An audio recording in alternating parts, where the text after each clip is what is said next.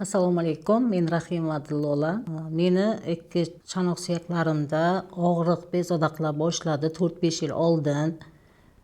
Oyoqlarda darmonsizlik, yurishda ham oqsoqlanib yurishlari paydo bo'ldi. Keyinchalik bu narsa meni juda ham qattiq o'ylantirdi.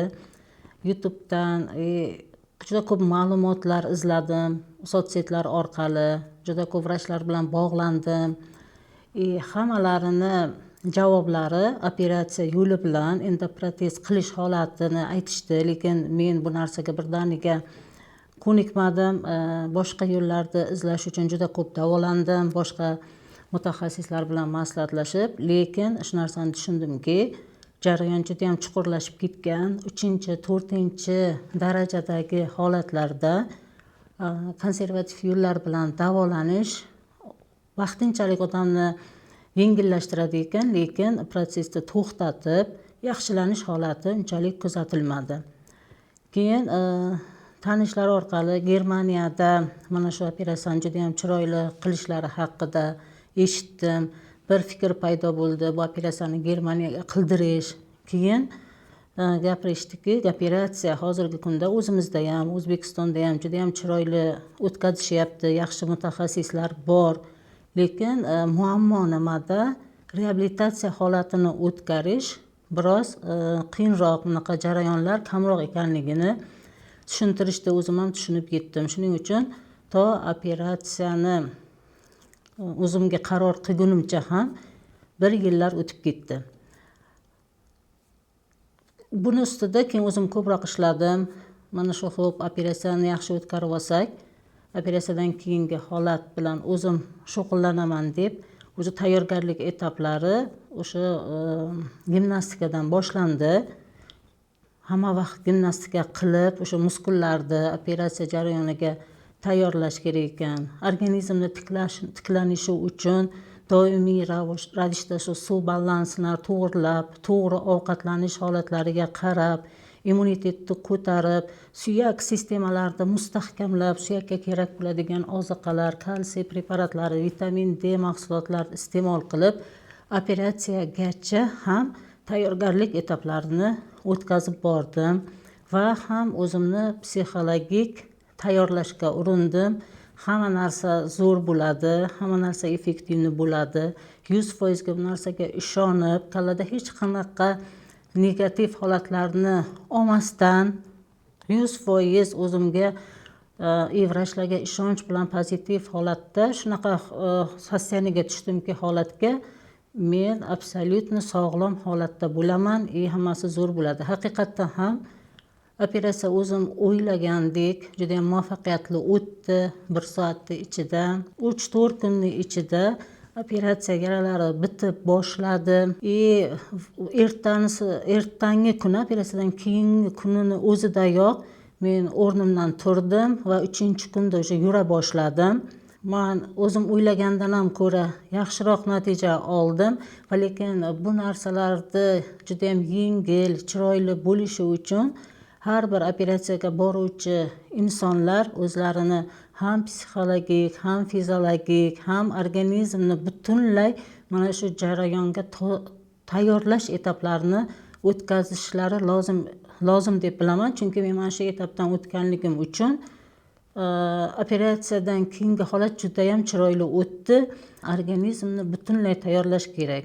Bu nima? Bu fizkultura bilan shug'ullanish kerak operatsiyadan oldin kamida 3 oy. Chunki suyak endoproteza qilinganda juda ko'p ishni muskullar oladi. Muskullar faoliyatini yaxshilash, baquvvat qilish uchun bu gimnastikani o'rni juda ham muhim.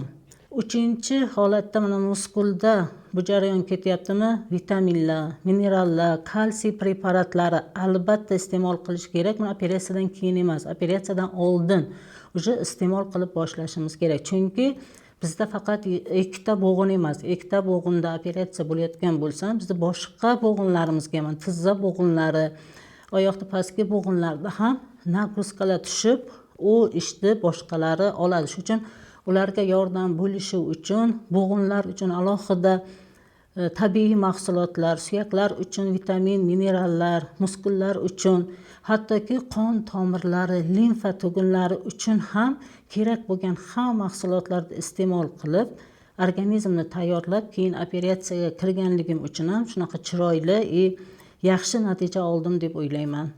Kasalxonaga yotgan vaqtimda o'zim operatsiyadan oldingi iste'mol qilayotgan narsalarimni hammasini o'zimni stolim ustiga terib qo'yganimda meni davolovchi vrach o'zlari hayron qolishdi. "Opa, bu nima qilyapsiz? Qanaqa bu mahsulotlar?" Men aytdimki, men operatsiyadan oldin ham shu mahsulotlar iste'mol qilayotgandim. Mana Biluron mahsuloti aynan bo'g'inlar uchun. Circofit degan mahsulotni ichdim, aynan qon tomirlarini mustahkamlaydi. Linfenol mahsulotidan iste'mol qildim, chunki operatsiya holatida siz yotoq rejimida bo'lganligingiz uchun limfalarda zastoy bo'lib, oyoqlarda shish holatlari paydo bo'lar ekan ko'p bemorlarda. Men mana shu linfenol mahsulotini iste'mol qilganligim uchun men oyog'imda hech qanaqa shish paydo bo'lmadi. Birinchi kundan tomon yurib ketguncha ham oyog'imda shish paydo bo'lmadi. Bundan tashqari kalsiy premium degan mahsulotlari bor. Kalsiy, vitamin B guruh komplekslari. Bu mahsulotlar ichdim. Eng muhimi, menga juda ham yaxshi yordam berdi deb o'ylayman, kollagen mahsuloti. Operatsiyadan oldin 1 oy, operatsiyadan keyin 4-5 oy to'xtovsiz men kollagen mahsulotini iste'mol qildim. Kimlargadir shunaqa holat bo'ladiki, qaysidir bitta mahsulot bor, bu super mahsulot, zo'r, xuddi sehrliday qarab, "Men shu mahsulotni ichsam zo'r bo'lib ketaman" degan holat kuzatilishi mumkin. Aslida hech qachon unaqa bo'lmaydi, chunki bu organizm juda ham murakkab tuzilgan. Bunda kompleksni podxod kerak.